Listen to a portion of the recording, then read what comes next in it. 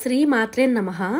ఈరోజు వీడియోలో మనం జనవరి 10 ముక్కోటి ఏకాదశి రోజు ఇలాగా చేస్తే మనకి సిరులు సంపదలు రెట్టింపు అవుతాయి. మరి ఆ రోజు పూజా విధానం ఏంటి, ఎలాగ చేయాలి అనే విషయం గురించి ఈ వీడియోలో మనం తెలుసుకుందాము. ఇంకా వీడియోలోకి వెళ్ళిపోయే ముందు శ్రీ మాత్రే నమః అని కామెంట్ చేయండి. ఏడాదిలో వచ్చే ఏకాదశులకు భిన్నమైంది ముక్కోటి ఏకాదశి. ముక్కోటి ఏకాదశిని వైకుంఠ ఏకాదశి అని కూడా పిలుస్తారు.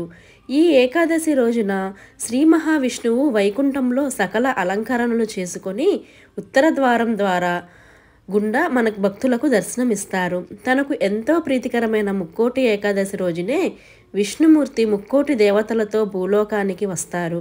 అయితే ముక్కోటి ఏకాదశి రోజున ఈ వీడియోలో చెప్పిన విధంగా చేయండి. మీ కష్టాలన్నీ తీరిపోతాయి, మీ సంపద రెట్టింపు అవుతుంది.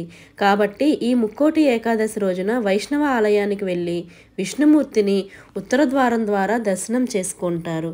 అయితే విష్ణుమూర్తి దర్శనం సూర్యోదయానికి ముందు చేసుకుంటే చాలా పుణ్యప్రదమని పండితులు చెబుతున్నారు. ముక్కోటి ఏకాదశి రోజున ఉత్తర ద్వార దర్శనంతో జన్మల పాపాలు తొలగిపోయి పుణ్యలోకాలు ప్రాప్తిస్తాయి. ముక్కోటి ఏకాదశి రోజు విష్ణు దర్శనం తర్వాత పూజ చేసి ఉపవాసం ఉంటే అఖండ ఐశ్వర్యం కలుగుతుంది. ఏడాది మొత్తంలో వచ్చే 24 ఏకాదశుల్లో ముక్కోటి ఏకాదశి రోజున చేసే ఉపవాసం విశేషమైన ఫలితాన్ని ఇస్తుంది. ముల్లోకాలను నడిపించే విష్ణుమూర్తిని ముక్కోటి ఏకాదశి స్తుతించే వారికి మోక్షం కూడా ప్రాప్తిస్తుంది. అందుచేత వైకుంఠ ఏకాదశి రోజున ఉదయం 5 గంటలకి లేచి శుచిగా స్నానం చేసి గడపకు పసుపు కుంకుమలు తోరణాలతో అలంకరించుకోవాలి. తలస్నానం చేసి తెలుపు రంగు దుస్తులు ధరించాలి. పూజా మందిరంలోని విష్ణుమూర్తి పటాలను పసుపు కుంకుమలతో అలంకరించుకోవాలి. విష్ణుమూర్తికి తామర పువ్వులు, తులసి దళాలు ఉపయోగించాలి.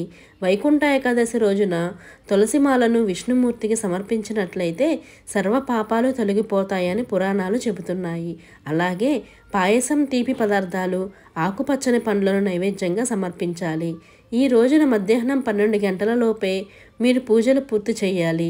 దీపారాధనకు ఎర్రటి ప్రమిదలను ఉపయోగించాలి. అలాగే దీపారాధనకు కొబ్బరి నూనె మాత్రమే వాడాలి. ఓం నమో నారాయణ అనే మంత్రాన్ని 108 సార్లు జపించడం ద్వారా మీరు అనుకున్న కార్యాలు దిగ్విజయంగా పూర్తవుతాయి.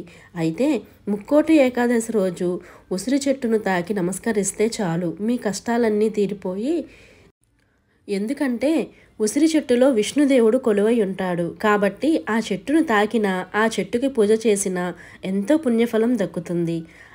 ఏ దేవుడిని పూజించినా మంత్రాలకు చాలా ప్రాముఖ్యత ఉంటుంది.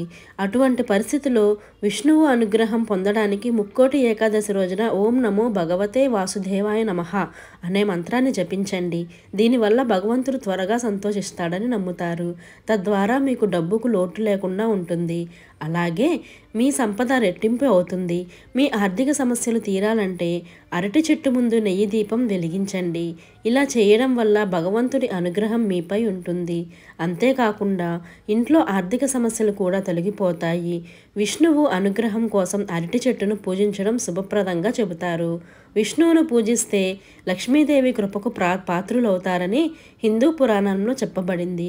విష్ణువును ప్రసన్నం చేసుకోవడానికి ముక్కోటి ఏకాదశి రోజున పసుపు బట్టలు, ఎరుపు రంగు దుస్తులు ధరించాలి. పసుపు, ఎరుపు బట్టలు ధరించి పూజించే వ్యక్తి విష్ణువును ప్రసన్నం చేసుకుంటాడని నమ్ముతారు. ఎందుకంటే ఎరుపు, పసుపు రంగులు విష్ణువుకు ఇష్టమైన రంగులు. మత గ్రంథాల ప్రకారం ఎరుపు, పసుపు బట్టలు ధరించి నుదిటిపై పసుపు తిలకం పెట్టుకొని విష్ణువును పూజించడం ద్వారా విష్ణువు అనుగ్రహం ఎల్లప్పుడూ ఉంటుంది. ముక్కోటి ఏకాదశి రోజున శ్రీహరిని పూజిస్తే ఎన్నో సమస్యలు నుంచి బయటపడమే కాదు, జన్మల పాపాలు కూడా తొలగిపోయి విష్ణుమూర్తి పూజలో పసుపు ప్రత్యేకంగా ఉపయోగిస్తారు. అందుకే ఈరోజు మీరు పసుపు లేదా పసుపు రంగు కాయధాన్యాలను కూడా దానం చేయొచ్చు. దీంతో విష్ణుమూర్తి అనుగ్రహం మీపై ఉంటుంది. అలాగే భక్తుల బాధలన్నిటినీ విష్ణుమూర్తి పోగొడతాడని నమ్ముతారు. అలాగే మీ ఆర్థిక స్తోమత మేరకు పేదలకు వస్తువులను దానం చెయ్యండి. దీంతో మీ సంపద పెరుగుతుంది. ముక్కోటి ఏకాదశి రోజున అన్నం ఎందుకు తినకూడదు అంటే విష్ణు పురాణం ప్రకారం మురా అనే రాక్షసుడు దేవతల్ని ఇబ్బంది పెట్టడంతో వాళ్ళంతా తమని రక్షించమంటూ విష్ణుమూర్తిని వేడుకుంటారంట. దాంతో స్వామి అతడిని అంతం చేయడానికి సిద్ధమయ్యాడట. అది తెలిసిన అసురుడు సముద్ర గర్భంలో దాక్కోవడంతో విష్ణుమూర్తి కూడా ఓ గృహలోకి వెళ్ళి నిద్రిస్తున్నట్లుగా నటించాడట. దాంతో ముర బయటకు వచ్చి స్వామిని సంహరించేందుకు ప్రయత్నిస్తున్న సమయంలో మహాలక్ష్మి శక్తి రూపంలో వచ్చి అతడిని వశించిందట. స్వామి సంతోషించి ఆ శక్తికి ఏకాదశి అనే పేరు పెట్టి ఏదైనా వరం కోరుకోమన్నాడట. మురను సంహరించిన రోజున ఉపవాసం ఉన్నవారి పాపాలను పోగొట్టమంటూ ఆ శక్తి వేడుకోవడంతో స్వామి తదాస్తు అనడంతో పాటు వైకుంఠ ప్రాప్తి కూడా కలుగుతుందని వరమిచ్చాడట. అప్పటి నుంచి వైకుంఠ ఏకాదశిని జరుపుకోవడం మొదలుపెట్టారని అంటారు. మురాసురుడిని సంహరించే సమయంలో అతడు బియ్యంలో దాక్కోవడం వల్లే ఉపవాసం ఉండాలనే నియమం వచ్చిందని చెబుతారు. ఈ రోజున ఉపవాసం చేయడం వల్ల మిగతా 23 ఏకాదశుల ఉపవాసం ఉన్న ఫలితం కలుగుతుందని విష్ణు పురాణం చెబుతుంది. సూర్యుడు ఉత్తరాయానికి మారే ముందు వచ్చే ధనుర్మాస శుద్ధ ఏకాదశినే వైకుంఠ ఏకాదశి లేదా ముక్కోటి ఏకాదశి అంటారు. వైకుంఠంలో శ్రీమన్నారాయణుని దర్శనం కోసం ముక్కోటి దేవతలు ఉత్తర ద్వారం వైపు వస్తారు. అప్పుడు శ్రీదేవి భూదేవి సమేతుడై శ్రీ మహావిష్ణువు ఉత్తర ద్వారం వైపు వచ్చి ముక్కోటి దేవతలకు దర్శనమిస్తాడట. అందుకే దీన్ని ముక్కోటి ఏకాదశి అంటారు.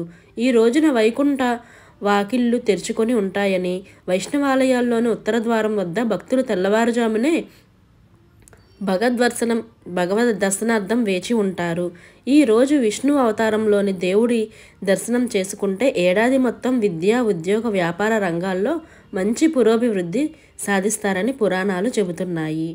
శ్రీ మాత్రే నమః. ఓం నమో భగవతే వాసుదేవాయ నమః. వీడియోలోని అంశాలు మీకు నచ్చినట్లయితే లైక్ చేసి, షేర్ చేసి, కామెంట్ చేయండి. Thank you for watching.